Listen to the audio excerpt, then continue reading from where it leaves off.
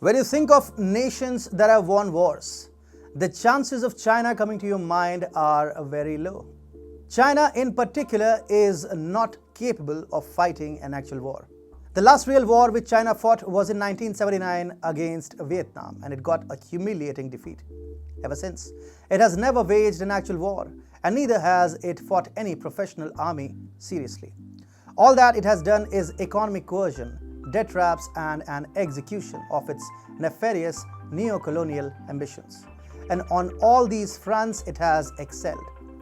Take the Philippines for example. China wants to destroy it and swallow its territories and waters whole. But doing so will have international ramifications for China, which it can't afford. So it is waging a proxy war against the Philippines. It is gaining control of its major sectors and industries.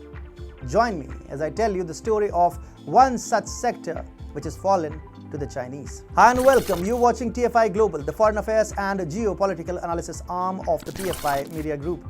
I'm Atul Mishra, your host. In this video, I will talk about the Philippines turning into a Chinese colony. Sad, right? I think so too. Let's begin.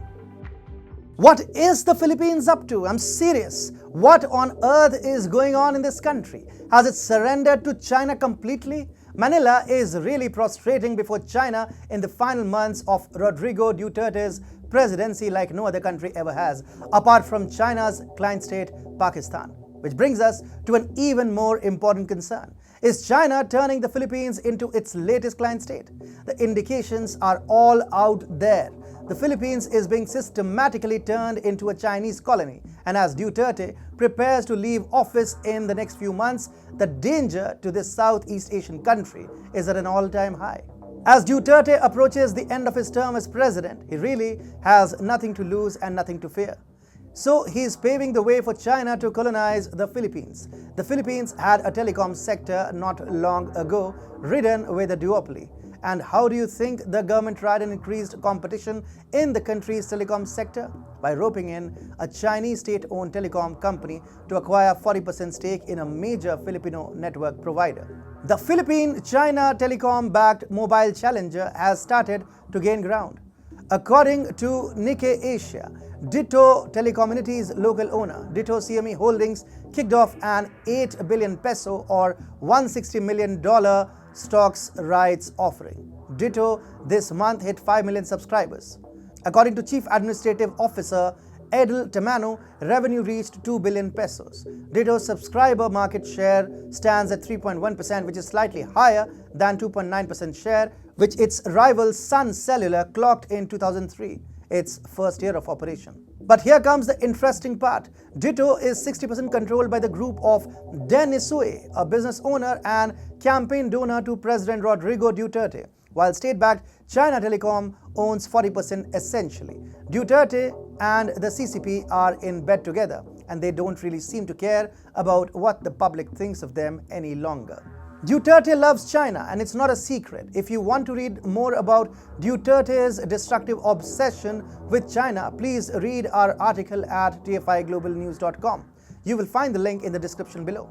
Anyway, moving on, here's what's most shocking about China's colonization of the Philippines. It is legally mandated, that's right. According to the commitments which Ditto made in 2018 telecom license auction, the Chinese-controlled company is required to cover at least 70% of the country's roughly 110 million people in 2022.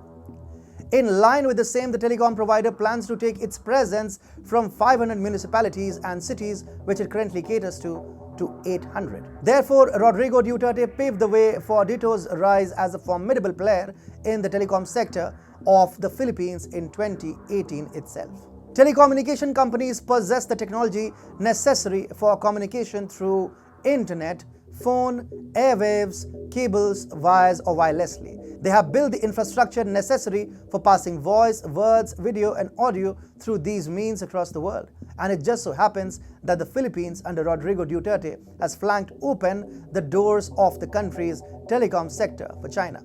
The telecom sector is considered critical to a country's security. It is a strategic asset in which no sane country should allow foreign interference. What we have in the Philippines, however, is a government which has practically sold out the country's top telecom provider to a Chinese state-owned company which takes orders directly from the CCP's standing committee. Philippines' defense establishment is no fan of Rodrigo Duterte, and there is an immediate need for the country's defense establishment to step up and address the Chinese invasion at hand. China has come for the Philippines, but nobody in the country really seems to understand the extent of the threat which China now poses to Manila. The Philippines needs to be harked back into reality, and only the people of the Southeast Asian country can do so.